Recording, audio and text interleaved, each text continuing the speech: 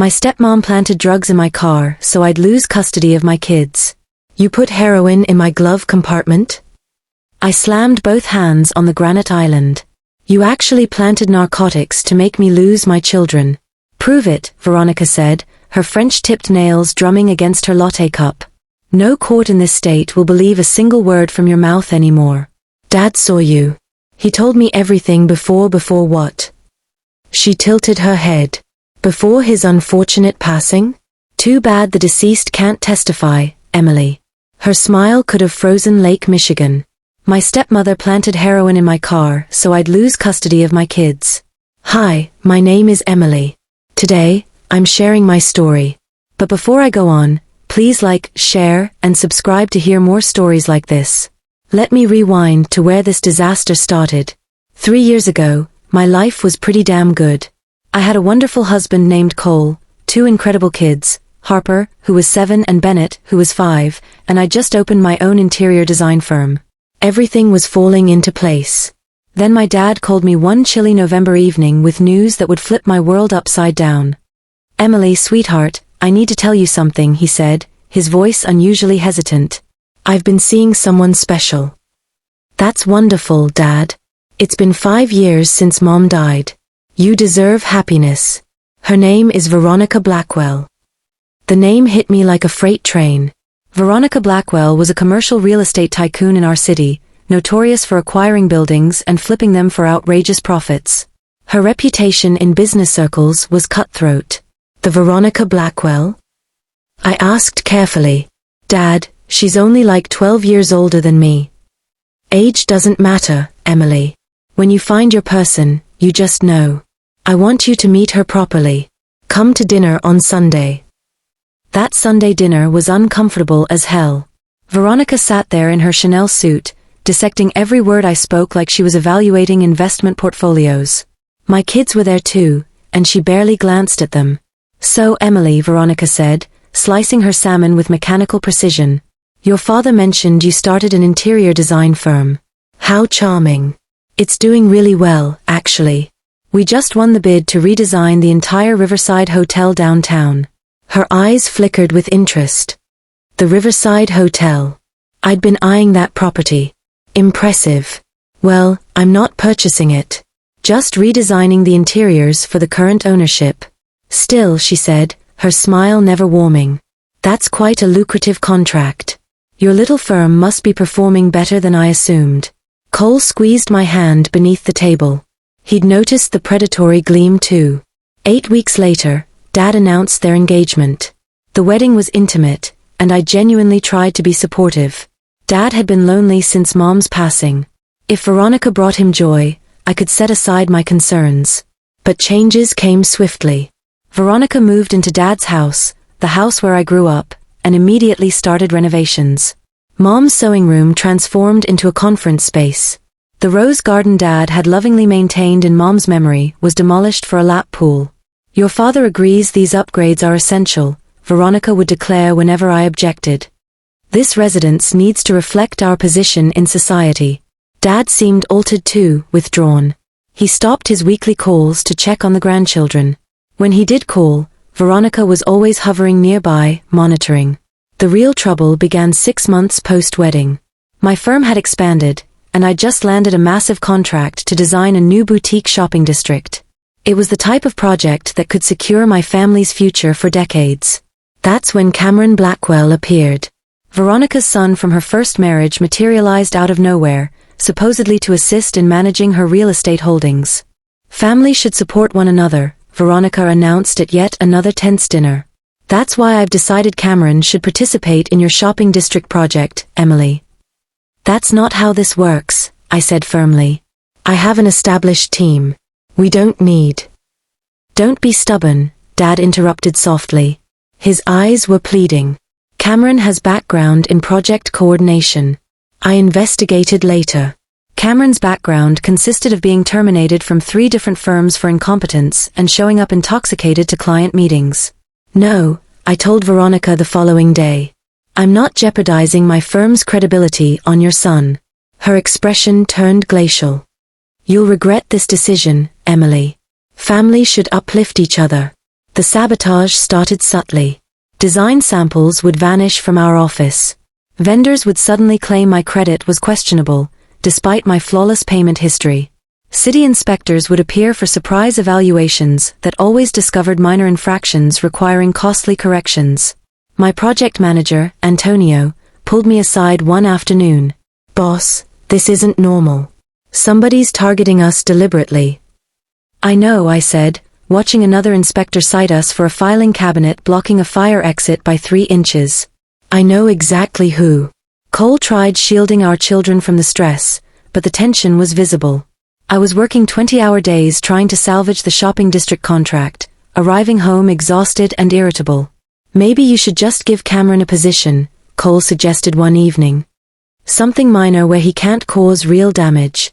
"That's not the point," I snapped, then immediately regretted it seeing him flinch. "I'm sorry. I can't let her win. This isn't about winning, Emily. It's about our family." He was right, but I was too stubborn to acknowledge it. The marriage that had weathered 8 years and 2 children couldn't survive Veronica Blackwell. Cole filed for divorce, taking the kids to his brother's place across town. The custody arrangement granted me weekends and Thursdays. It devastated me, but at least I maintained regular contact with my children. That's when Veronica executed her real strategy.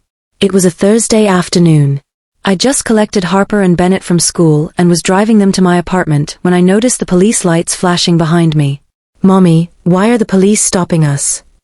Harper asked nervously. "It's probably nothing, sweetie. Just stay calm." The officer approached my window. "Ma'am, I need you to exit the vehicle." "What's this about?" "My children are in the car." "Ma'am, we received an anonymous tip regarding possible narcotics possession. Please step out." My stomach dropped.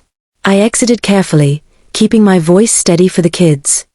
"Officer, there must be some mistake. We'll determine that. Do you consent to a vehicle search?" I understood my rights, but refusing would appear suspicious. "Go ahead. I have nothing to hide." 25 minutes later, they discovered it.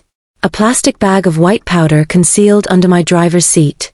"That's not mine," I shouted as they handcuffed me.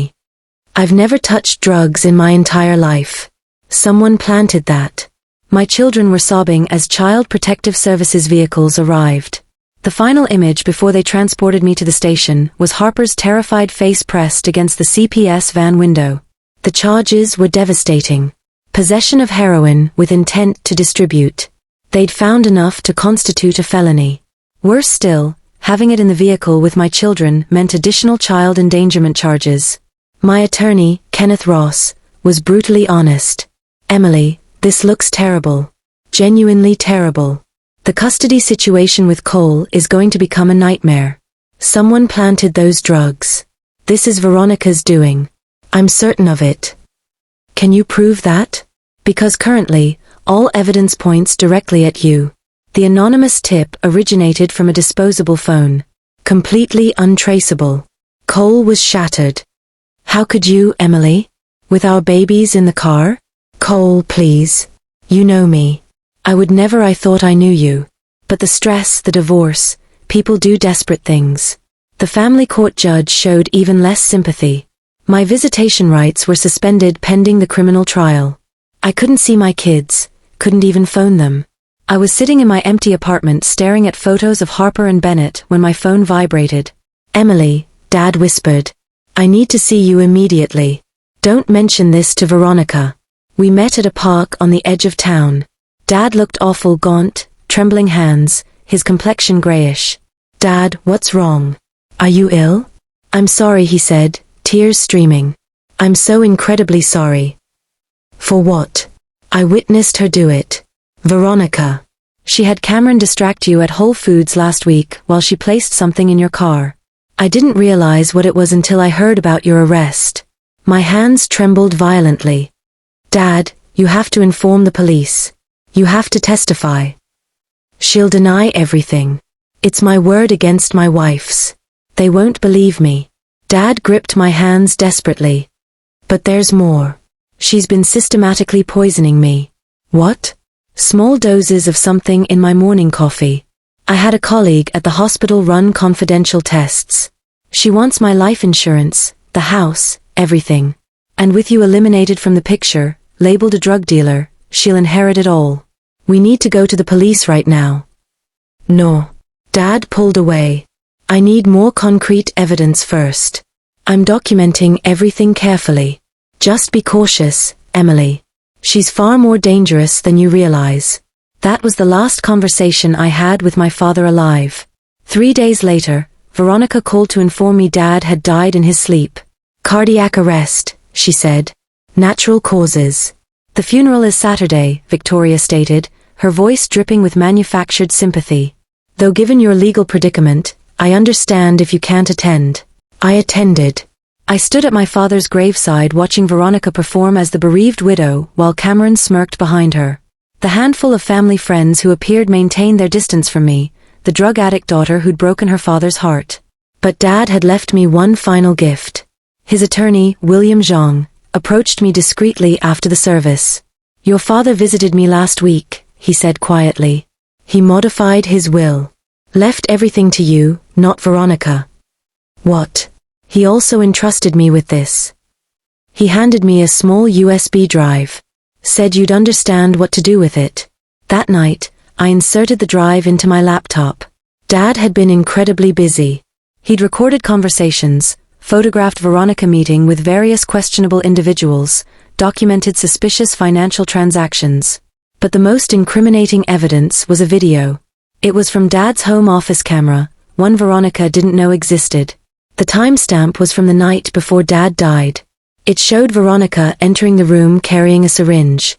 I watched in horror as she approached Dad's desk, where his evening medication sat in a small dish. She carefully injected something into one of the capsules, then replaced it exactly as it had been. The video quality was crystal clear. Her face was unmistakable. I had proof. Actual proof that Veronica had murdered my father. But I needed more. I needed her confession about the drugs she'd planted in my car. I spent 2 weeks planning. I couldn't go directly to the police. A good defense attorney would argue the video was inadmissible, that she was simply administering medication as a spouse. I needed her to incriminate herself verbally. So I invited her to coffee. Emily, she said, sliding into the booth at the downtown cafe I'd selected. How unexpected. I assumed you'd be preparing for your trial. We need to talk, Veronica. About Dad. Your father's death was tragic but natural. The coroner confirmed it. Did the coroner know to test for the specific compound you've been putting in his coffee for months? Her expression didn't change, but I saw her shoulders tense slightly. I have no idea what you're implying.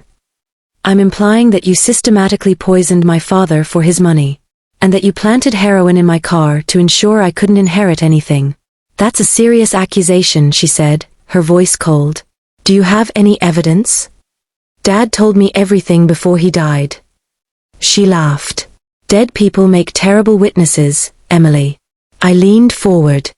What if he documented everything? What if he knew exactly what you were doing and recorded it all? For the first time, uncertainty flickered across her face. You're bluffing. Am I? I pulled out my phone, showed her a single frame from the home office video.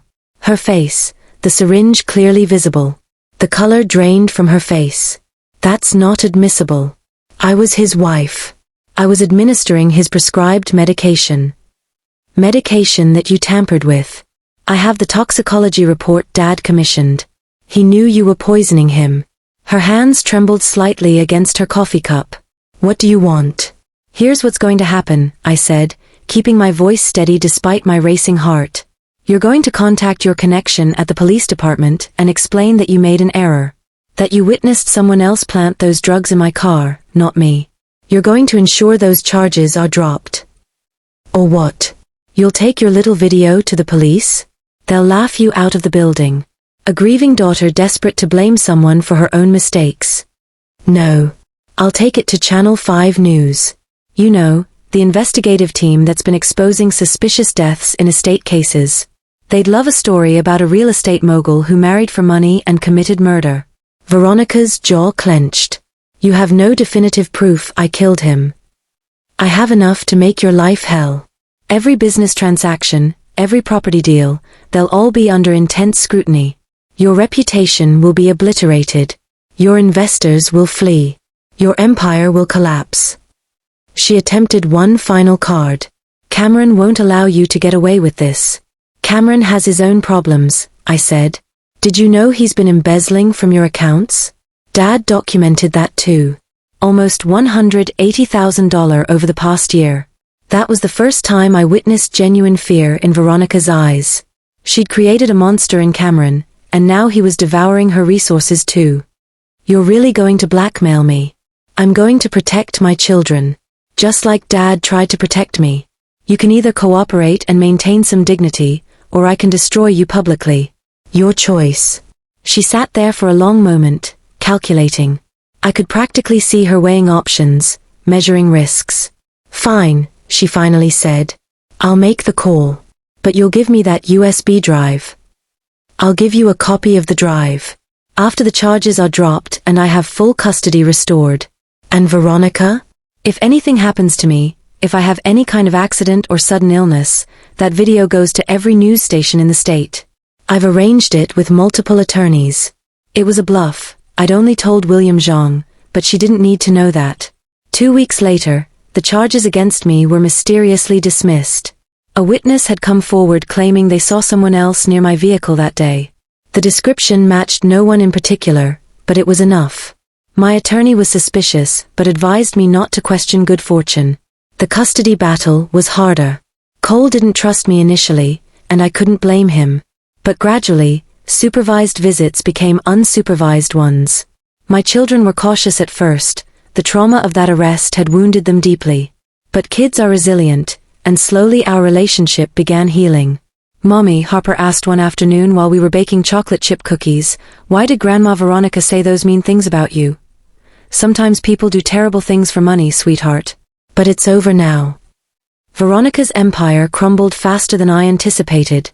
Without Dad's steady income and access to his business network, her real estate ventures struggled.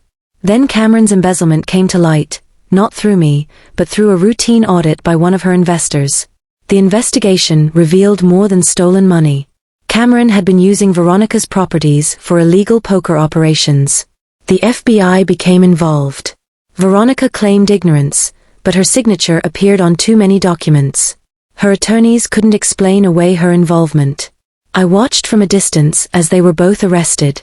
Veronica received 6 years for money laundering and tax evasion.